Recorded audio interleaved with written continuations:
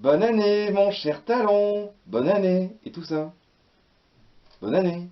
Oh, eh. Serait-ce de la provocation? Comment voulez-vous que cette année soit bonne à Uriborné? Le marasme n'a jamais été aussi épais. Nous allons manquer de tout, sans parler de ce qui nous fera défaut. Nous naviguons sur un abîme prêt à verser dans le précipice. L'humanité frigorifiée, n'étant plus couverte que d'impôts, grelottera devant des repas froids où la nouille de récupération, triste et lamentable, se figera d'épouvante devant son propre prix. Horreur et détestation. Les chômeurs exaspérés se croiseront les bras. On verra les automobilistes dans la rue. Le pain sera réduit en miettes et la pénurie de papier rongera jusqu'au format des billets de banque. Tout contribuable n'atteignant pas un minimum d'impôt sera lourdement pénalisé. Les quotidiens paraîtront tous les 2 jours. Il faudra des tickets pour être autorisé à se ronger les ongles. Les effusions chaleureuses seront frappées d'une taxe de prodigalité. Le Père Noël désemparé se glancera devant les cheminées inutiles, sous lesquelles des pantoufles vides diront tout le drame de la dénatalité.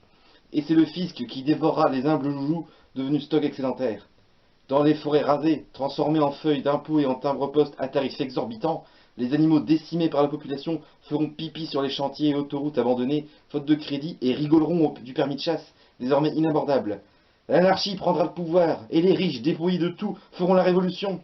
On se tapera dessus avec les morceaux du France, du Concorde et du Turbotrain envoyés à la casse. Et si vous vous suicidez, vous serez bien avancé, parce que les syndicats de fossoyeurs, n'enterrant en plus que leur querelle, feront la grève mondiale. Pour plaisir, ils ont le cri sans thème. C'était affreux. Bof, si on veut.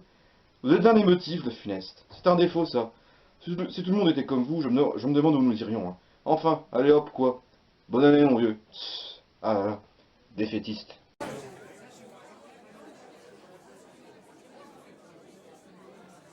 Celui dont nous offrons l'image, et dont l'art subtil entre tout, nous enseigne à rire de nous. Celui-là, lecteur, est un sage. C'est un satirique, un moqueur.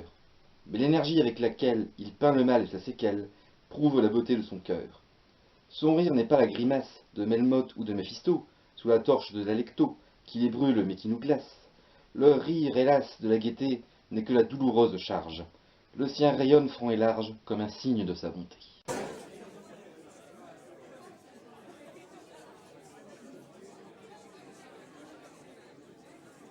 Vous êtes bien silencieux à Reporters sans frontières depuis le limogeage d'Alain Guenestar. C'est faux, nous avons fait connaître notre position. Désaccord total. Nous avons un principe clair en matière de licenciement dans la presse.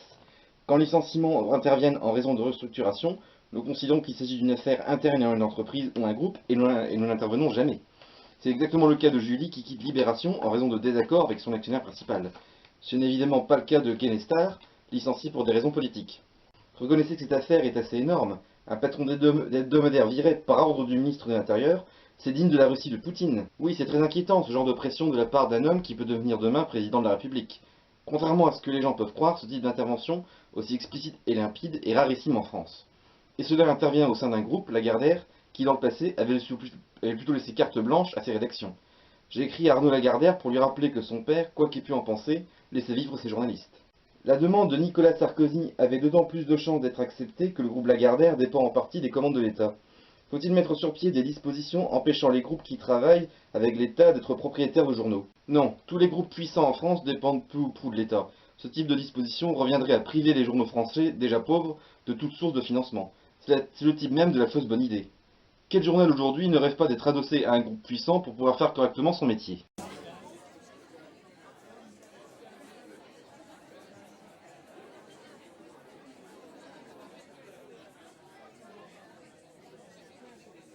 Des années 1950 aux années 1990, le cinéma italien a été le plus formidable cinéma du monde, et Ettore Scola a été le plus formidable scénariste et réalisateur du cinéma italien.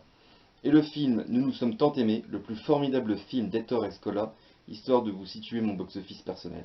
Dans une interview récente, je sais plus où, Agnès Jaoui déclare sensiblement la même chose. Ça ne m'étonne pas, venant de la plus formidable réalisatrice-actrice du cinéma français contemporain, avec son copain qui fait la gueule. Ettore, que l'on prononce avec l'accent sur le E, Ettore, et c'est en lisant l'interview de Jaoui que m'est subitement apparu l'incroyable disproportion entre leur objectif de ce monument du cinéma italien et la place qu'on lui fait dans les panégyriques culturels français, dans les revues, les bouquins, les télés, minuscules. Si on parlait de Scola, le quart, le cinquième de ce qu'on parle de Lelouch, justice serait déjà rendue. Moins esthétisant que Fellini, moins militant que Rossi, il y a chez Scola un cocktail complet. Déconnade, curiosité, suspense, sexe, action, érudition, surprise, recherche, réflexion, interrogation, pleurs en tout genre, gondolage, sueur, frisson, tout ce qui est bon dans le cinéma en un mot, émotion. Émotion de la tête et des tripes. Tout ça se trouvait dans le cinéma italien, chez Scola s'était rassemblé. Le formidable cinéma italien a disparu. Il ne reste que des vestiges. Moretti, Tornatore, je ne sais pas pourquoi. D'aucuns disent sous les coups de massue berlusconien, mais le fait qu'il ait disparu du commerce n'implique pas qu'il ait disparu de la culture. À vous qui avez l'œil vif et le jugement sûr, je veux seulement énumérer la liste de ces chefs-d'œuvre au sens strict, c'est-à-dire œuvres par laquelle on mériterait la maîtrise chez les artisans, chefs-d'œuvre 6 étoiles, 8 et noir. Outre Nous nous sommes tant aimés, vous avez chronologiquement Drame de la jalousie, Affreux, sale et méchant, Une journée particulière, La nuit de Varennes, Le bal, La terrasse, auquel il faut ajouter des chefs-d'œuvre méconnus, La plus belle soirée de ma vie, le dernier rôle de Pierre Brasseur, Passion d'amour, film totalement atypique, d'une bouleversante sensibilité sur la laideur d'une femme. Si vous n'avez pas vu un de ces films, vous l'avez raté. Faites en sorte de combler cette intolérable lacune avant de venir m'adresser la parole.